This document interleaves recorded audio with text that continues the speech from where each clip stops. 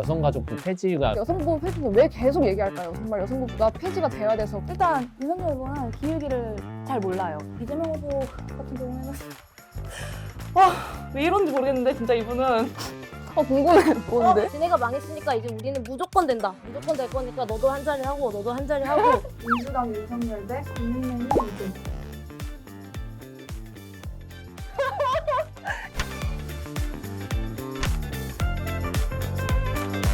나는 이번 대선에서 정치에 실망한 김석연입니다. 정책이 보이지 않는 대선에 실망한 최재영입니다. 전대 정책에 길을 잃은 문희입니다. 이번 대선에서 정책에 답답한 김은설입니다.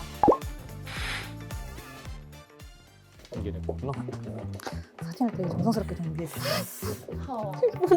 이게 그거 아니에요? 그 폴고에 들어가는.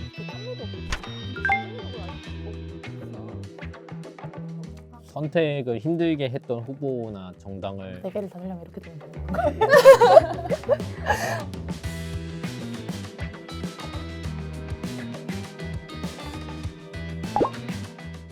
전 답니다. 네분 다. 네 분이 잘 어떤 정책에 대해서 뭔가 언론에서 제대로 보여준 바도 없고 말하고 싶은 바가 무엇인지 잘 몰라서 그냥 4명을 일단 다 들었습니다. 제가 원래 정의당 아직은 당원이지만 지지하지 않는 이유는 일단 조국 사태 때 그 민주당 이중대로 보여줬던 그 모습이 많이 실망했었고요. 페미니즘에서도 제가 완벽하게 100% 동의를 하지 않는 부분이 있어서 정책을 모르겠다. 공약 중에 기억에 남는 게 하나씩 있다면 정말 하나도 없는지 아니면 기억에 남는 건 있는데 7글자?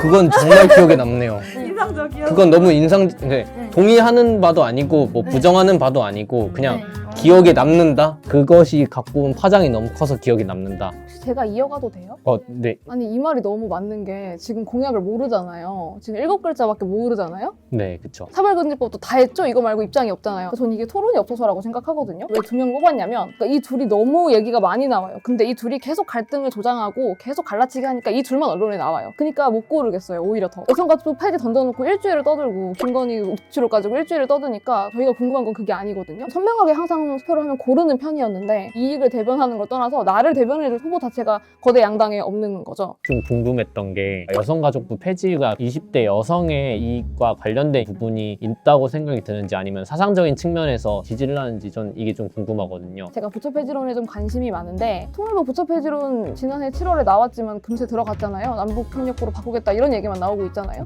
근데 여성부 폐지는 왜 계속 얘기할까요? 정말 여성부가 폐지가 돼야 돼서 그렇게 얘기할까요? 전 그렇게 보지 않거든요. 이 이슈가 가장 갈라치기 좋은 이슈라서 그래요. 정말 폐지를 필요하다고 생각해서 폐지 얘기를 하는 게 아니라는 게 보여서 그래요. 그래서 나쁜 정치라는 거죠. 좋은 정치는 아니다. 같이 뭐 합친다던가 보건복지부랑 뭐 합친다던가 통폐합하던가. 물론 저는 그것도 동의하지 않지만 성평등부로 바꾼다던가 이런 건 충분히 논의될 필요가 있다고 생각해요. 특히 양성에 대한 개념도 이렇게 모호해지는 상황에서 여성가족부라는 이름 자체는 논의가 돼야겠지만 폐지 7글자? 이건 정말 갈라치기 의도 말고는 없다. 이렇게 생각해서 이렇게 얘기한 거였습니다. 저는 여성가족부 폐지 7글자가 갈라치기를 위한 거라고 그렇게 깊게 보지는 않는 게 오히려 저는 아우르기 위한 것이 아닌가. 굳이 우리가 여성가족부를 고집하면서 특정 성별만을 챙겨줄 이유가 있나. 감히 평가하기는 페미니즘의 진전이라고 오히려 생각을 합니다. 그럼 저도 이렇게 볼 수도 있다고 생각해요. 저도 그러니까 이 의견에 동의합니다. 폐지안 자체는 진전이다. 하지만 페이스북 7글자는 정말 아니다. 물론 그 후보님이 페이스북에 여성가족부 폐지라고 7글자를 올리신 게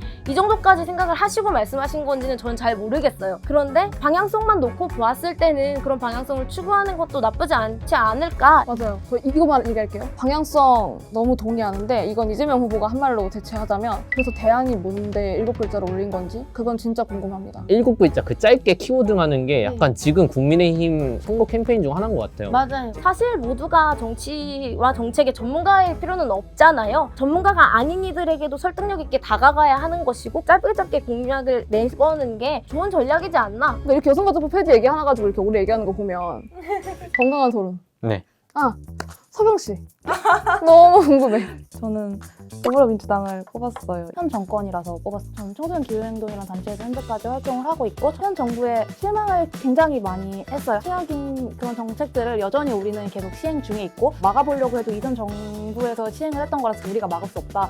이런 답변들만 계속 돌아오니까 너무 절망적인 거예요. 이렇게 가다가는 우리나라는 더 이상 기후위기에서 안전할 수도 없고 일반 시민들이 평범한 일상을 유지하는 것조차 불가능한 수준의 상황까지 왔는데 그런 이야기를 어떤 대선 후보도 하지도 않고 다른 정당은 안 해도 지금 현 정권을 유지하고 있는 정당만큼은 말을 해야 되지 않나. 듣고 보니까 민주당 맞네요.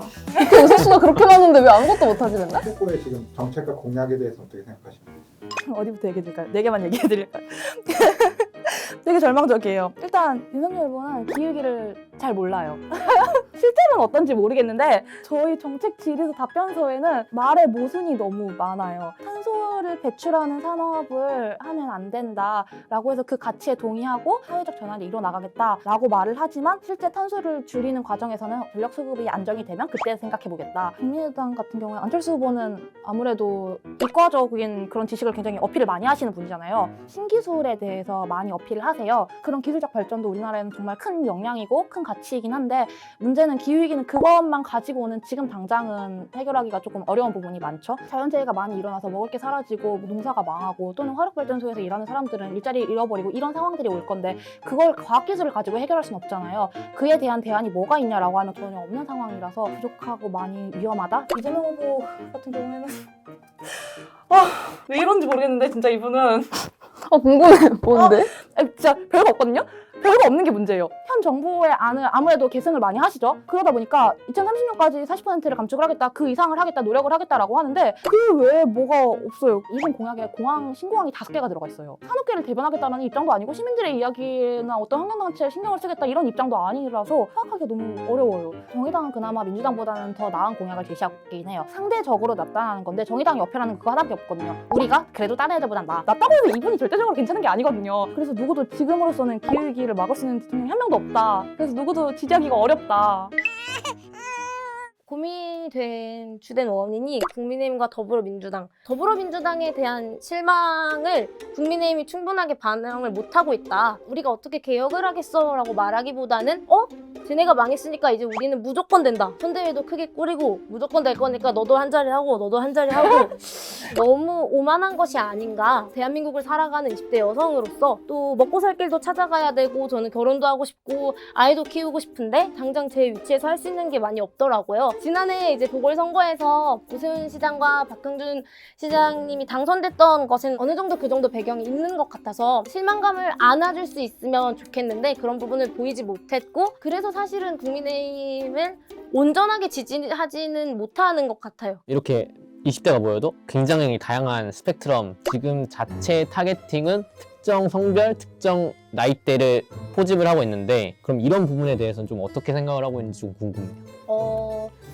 이런 말도 조금 조심스럽기는 한데 모든 국민이 동의하는 목소리라는 것이 과연 있을 것인가? 그들의 목소리만 특별히 들어주고 있다기보다는 모두의 목소리를 들으려는 과정인데 그동안은 듣지 않았던 목소리가 들리기 시작하고 있다. 이분은 되게 정치가법이다. 너무 신기하다. 저는 이 부분에 되게 동의를 하는 게 청년 좌파들이 등장하는 부분들은 되게 많았는데 청년 우파들이 매체에 특별히 많이 비춰지고 이런 적은 많이 없다고 생각이 들었거든요. 국민의힘이 굉장히 20대 남성들 타겟팅을 되게 잘한 것 같고 특정 능력주의나 공정함에 대한 염증을 느꼈었던 분들을 굉장히 잘 포섭했다고 생각을 하기도 해요. 저 이 얘기는 앞에 거 다 안 나가도 너무 하고 싶었는데요. 지금 계속 공정 얘기하잖아요. 근데 저는 지금 거대 양당 후보 둘 다 뭐가 문제냐면 서울에만 청년이 있는 거 아니거든요. 부울경이랑 춘천에도 청년이 있어요. 그러니까 지금 뭐 서울 보궐선거를 막 화이트 칼라 나는 지금 사다리가 끊겨서 힘들어 이렇게 하는 목소리에 집중해야 인기가 많은 목소리고 아는데 그분들만 표가 있는 건 아니거든요. 그러니까 서울 선거는 그게 먹힐지 모르는데 전국 선거는 그렇게 하면 안 되겠다고 저는 생각해요. 물론 들리는 목소리가 다 저희처럼 고관심층, 고관여층인 거 알지만 뭐 사다리를 올라가야만 살 수 있는 그런 청년만 있는 건 아니다. 이 부분을 꼭 염두해야 당을 고를 수 있지 않을까 생각합니다.